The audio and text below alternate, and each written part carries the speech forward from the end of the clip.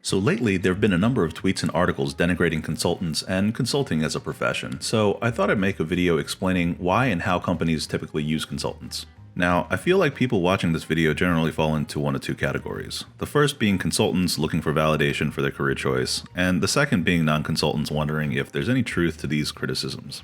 And so, to the former I say, don't worry, your career choice is perfectly valid, and you'll probably have a few good stories to tell your therapist someday. And to the latter, I'd say there are some nuances which I hope to clarify in this video.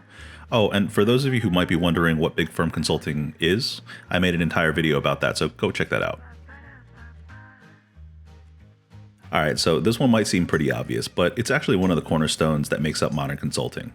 The idea here is to hire experienced consultants who know the ins and outs of their respective industries to do something the client doesn't have the internal talent to accomplish. And this can include anything from pure strategy to process improvement, implementation, product development, and occasionally rotating and converting PDFs for the client. In these cases, clients can benefit from the deep knowledge of experienced consultants who've worked dozens of different clients over the years, usually with a specific area of focus, and who've faced a variety of different challenges and gained much more experience than someone who's typically worked in an industry-side role their entire career. And here is where I think consultants catch the most flack. It's really only the consultants with years of experience that have the depth of subject matter expertise required to help the client solve their problems. Anyone more junior, like analysts and consultants, are really just there to do support work and learn on the job. But of course, they're still very much billing for their time.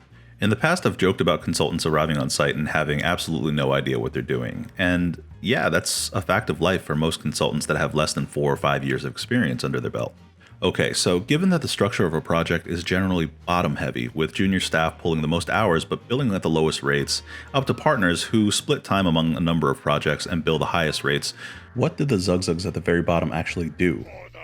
Well, depending on the project, probably support work like data analysis and building PowerPoint decks. And I'm not going to get too far into the weeds, but the point is to learn about the industry through doing these tasks, and more importantly, contextualizing the key drivers to better understand the client and their industry. Additionally, for the big firms, campus hires, which refer to junior staff hired directly out of college, are generally from target schools and are, very broadly speaking, some of the best and brightest problem solvers out there. Now, I don't want to go down the rabbit hole of target versus non-target schools, but suffice it to say, University of Phoenix students can feel free to close out this video and leave a thumbs down on the way out. So a lot of times you have these really bright kids from really prestigious schools at these firms, but oftentimes they won't have any context for the industry that the client's in, or have the emotional intelligence to, I don't know, interact with people on a professional level. Do you want to go out to dinner tonight? Oh, is it? Or something nice? No. What? I'm I just sorry. wanted to have dinner. I'm dating Jim. You're kidding.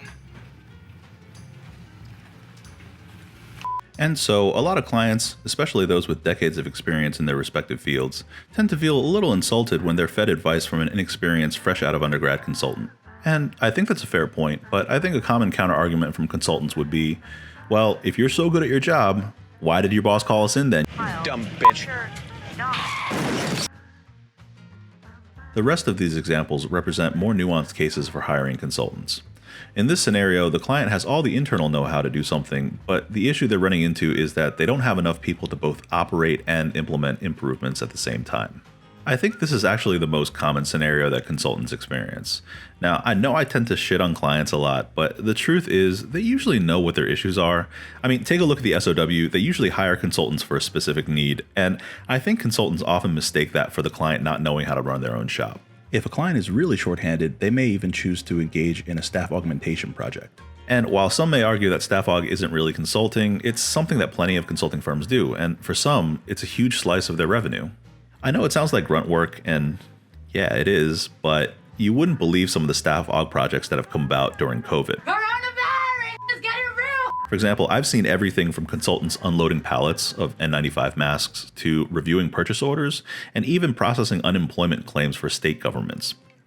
In every one of these cases, hiring consultants was a huge cost, but the urgency for the turnaround left some clients feeling like this was the only solution.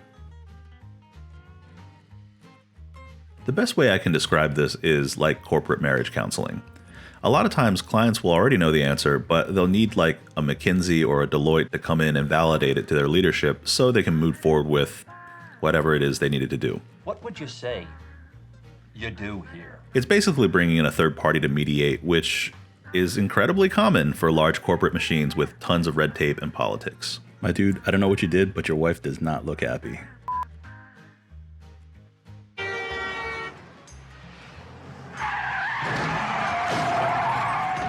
This one's my favorite, when clients hire consultants into a dumpster fire of a project, expecting them to fail as well. This is typically done as a political maneuver where client leaders who are really bad at their jobs hire consulting firms to come in and try to fix the mess that they made. It's probably the thing I do best. If the project is a success, then great, the client can take credit for making the decision to hire consultants. But if they fail, the client will try to pin all their shortcomings as both leaders and human beings on the consulting firm, often with complete disregard for the laws of time and causality. Just as an example, I've had clients try to blame me for shit that's so old, I'm like, actually, quantum mechanics forbids this. That brings me to my last point about success and failure. No consultant that spends enough years in consulting will have a 100% track record of success. It's just the nature of basically everything. And I think this idea of clients paying consulting firms with the expectation of guaranteed success is where a lot of the criticism comes from. The truth is, companies will continue to succeed and fail with or without the help of consultants. But the difference, and I think this is one of the best things about consulting, is that it lets you figure out what does and doesn't work. And at the end of the day, even if your project isn't going well, just remember, one way or another, you'll eventually get to roll off into the sunset, leaving that colossal shit show of a project as nothing more than a distant memory of a company that you'll never ever end up working at, even if it was the last employer in the fucking world.